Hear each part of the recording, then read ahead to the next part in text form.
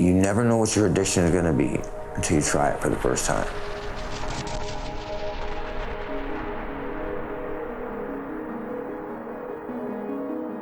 It was the Percocets and then the Oxys. The Oxys led into the fentanyl patches. And I was chewing $300-400 a day in fentanyl patches.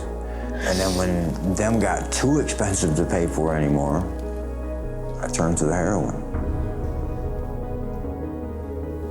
I hate telling this story because it's so embarrassing. My mom gave me my first pill. I started when I was 13, and I just kept on asking for it, and then it got to the point that I needed it.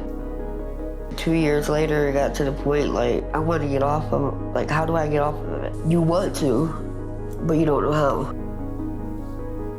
We can say stop using drugs and alcohol, but if there's things in our lives that have led to them using drugs and alcohol, we need to get to the root of the problem.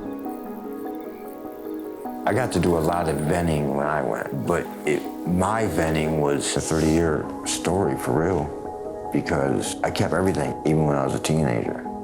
I didn't share the situations that were happening at home. It seems like it's the same pattern for the next person. Something traumatic has happened prior to doing drugs, and that was the only way for them to numb it or cope with it. There was no thinking about who I was hurting or what the consequences were at the end. You just keep feeding that demon.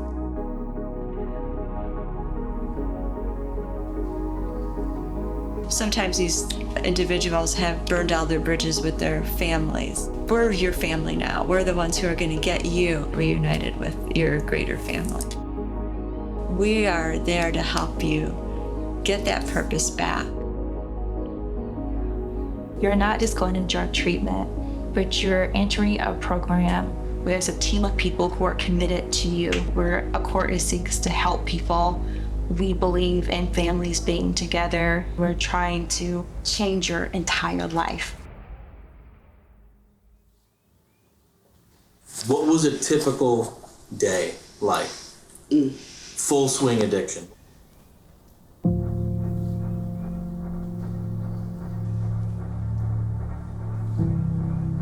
Waking up, sick, fighting with one another, him trying to hustle up money. It was rough. I'd say, how much can I take?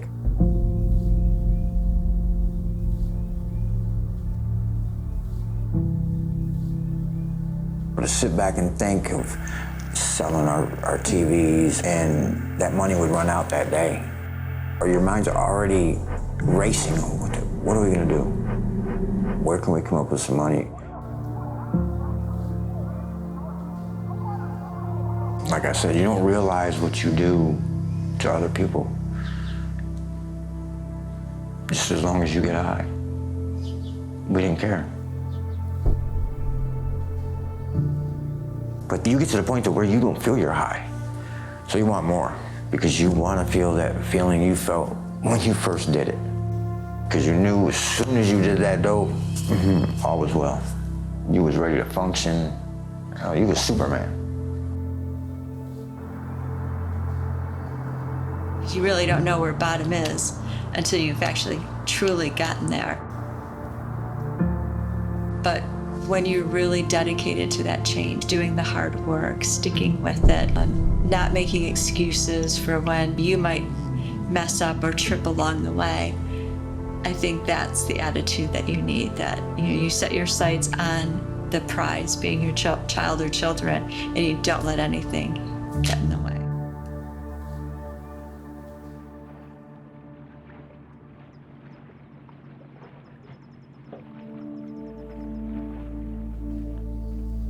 Tomorrow's not promised. If you're not gonna get it, you're gonna eventually end up ODing and dying. You get to the point where you don't want to keep putting your kids through what we were doing. We stopped the drugs when Children's Services entered the picture. In drug court, there is a second chance. You gotta want it. If you don't want it, It's not gonna work. It's hard, but And that's where drug court, where they come in when it gets hard. I mean, they help you. You know, I can do a drug test and actually pass it and not have to lie about it. when you get to the second phase of drug court, you get that first certificate, and it's like you actually accomplished something. And at the same time, you're making your life that much better. And you're actually coming home and taking care of your kids and making dinner. You almost thrive for that second one. To get to phase 3, and each phase you go through, you have to write a small story. What you're getting out of drug court. And that's, taking the criticism along with the compliments. If you make a mistake, pick yourself back up and come back. I'm always pushing them to focus on their children that love them, that care about them, and that's the end result. And that if they complete the program, reuniting with their children is possible. We had a few clients who would try when they thought they had reached a safe spot where they could be strong and go back to essentially show everybody, look what I've become, look how good I'm doing, and how quickly they just got sucked back in and relapsed, and then we had to address that. But that's the thing about drug court. We realized that you may relapse, you may need extra help, and that's what we're here for. We love to work with the families that need the assistance of our Star Court. We find everyone to be unique in their own way, and we like to get to know them and celebrate their sobriety and the positive steps that they make. So the best part of my day is to celebrate those that are doing well, but also try and figure out what's best for those that aren't. And everybody in the treatment team has your best interests at heart, and they work very hard for you, but we can't work harder than the participant themselves.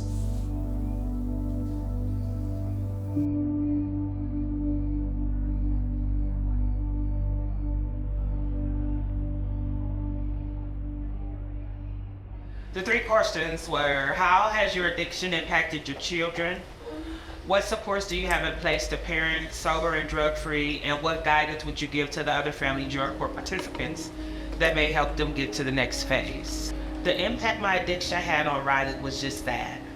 She was no longer the kid of the house. She had become my caregiver. I was too scared and weak to stand up for myself. With the love and support of Miss Candace and Task, I have gotten on my own side, and man, is it beautiful. Judge Nepp, Katie, and my entire Star Court family. I could stand here today and look you all in the eyes because I'm not ashamed anymore. I'm not high anymore. She keeps me grounded. Every morning before she goes to school and I head to group, we encourage each other with positive affirmations. We talk about being leaders and not following the crowd. And she doesn't cry anymore at our business because she knows when I tell her something this time, she can believe it. I would also encourage you to seek out the most powerful parts of yourself and acknowledge the weakest ones. Humble yourself. I was begging for help and still trying to tell people how to help me. I'm telling you, this program has really saved my life. It's giving me hope.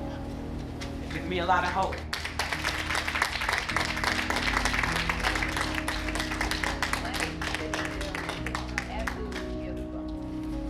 Commence.